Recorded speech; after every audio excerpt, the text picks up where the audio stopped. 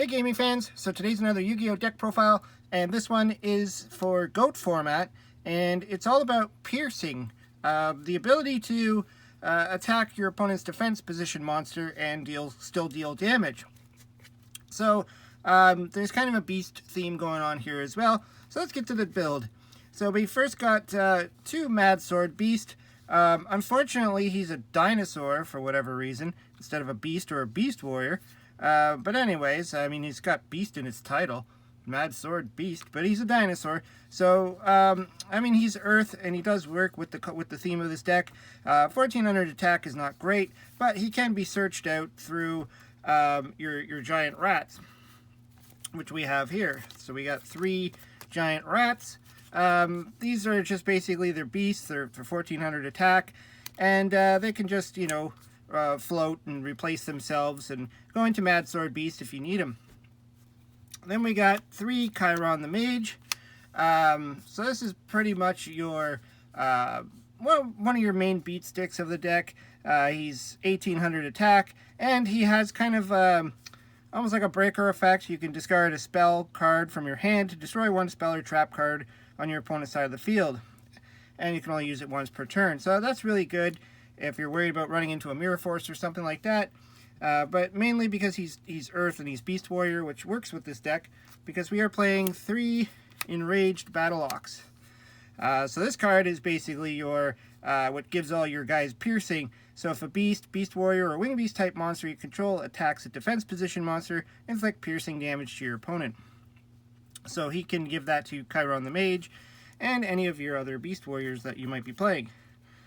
So we're going to get into some tribute monsters here. We got Aeronite Parseth. This guy's good because he's 1900. Unfortunately he's light, but when he does damage, he pierces, and then you get to draw a card. So get your hand going. Really good choice for this type of deck. I also threw in 2 Dark Drycetops. Another card that's just got piercing. He's a dinosaur. But he has the ability to pierce anyways, and he's Earth, which is good. 2400 attack. And then the last 2 we have are Manticore of Darkness, because we are playing a lot of Beast Warriors and Beasts in this deck, so why not have something that can reoccur, especially if you have your Enraged Battle Ox ready to go. Turns him into a 2300 piercing monster. And if you're not familiar with Manticore of Darkness, whenever he's sent to the graveyard, you can discard a Beast, Wing Beast, or Beast Warrior monster to special summon him back from the graveyard. So if you have 2 of them in your hand, you can just keep looping them back to the field. Now we get to the spells. So we need to play a lot of spells because of our Chiron the Mage. So we got some of our standard GOAT format spells here: Graceful Charity, Pot of Greed, Snatch Steal, which is important because we are playing, you know, a bunch of tribute monsters, so being able to steal your opponent's monster and then tribute it off is, you know, what you want to do. So I also threw in a Brain Control. Again, same idea: steal their monster and then tribute them off. Then we got Heavy Storm, MST, your standard cards. Premature Burial, another card to help you out, you know, get some more momentum on the field, and if you need to tribute, if you need some tribute fodder. The reason why I kept up with a lot of the Earth, because we are playing 2 Gaia Power. So this increases the attack of all Earth monsters by 500, and then decreases their defense by 400. So you're not really going into defense mode in this deck often. And you're going to be, you know, pumping up your Mad Sword Beasts, your Chiron the Mage. So he's going to get up pretty big. So, you know, just it's not 100% necessary, but just to help get over those big defenders. And then we got 3 Swords of Concealing Light. So this is pretty much, you activate this card, you change all monsters your opponent's side of the field face down defense position. And while this card is face up on the field, monsters on your opponent's side of the field cannot change their battle positions except with a card effect, and then you destroy it during your second standby phase after activation. So this will flip everything face down so you can go and do your piercing damage. And I threw in, obviously, an enemy controller. Just a nice way to also force an opponent's monster into defense. And it's reactive, so it's a quick play. And then also you contribute one of your monsters to steal your opponent's monster till the end of turn, and then you can probably just tribute him off if you had to. And then following on that, we got 3 Book of Moon. Again, just to deal with any monsters that are in attack mode.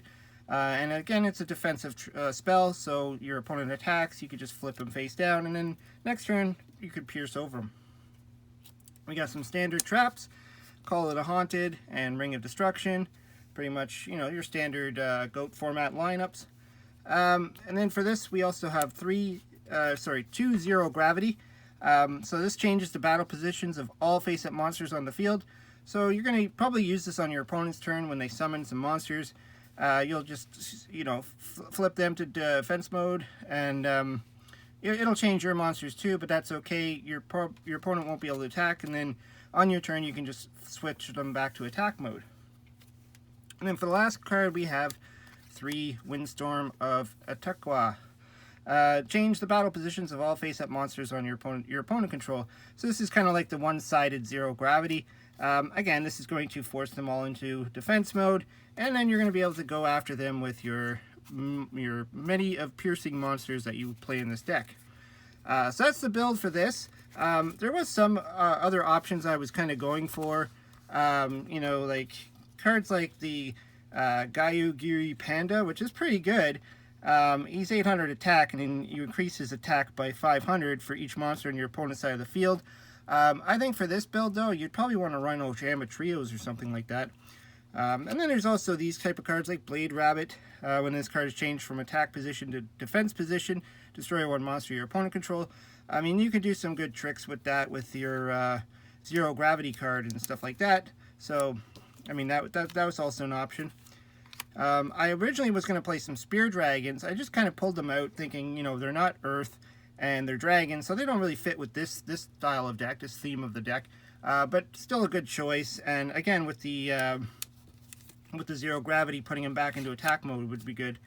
And then I was also thinking of Microwave Ray. The defense of 1 face-up monster on the field becomes 0 until the end of the turn. That's okay. It's kind of like a -1 in a sense, but bringing your opponent's defense to 0 and then being able to pierce over it would be pretty bad for your opponent.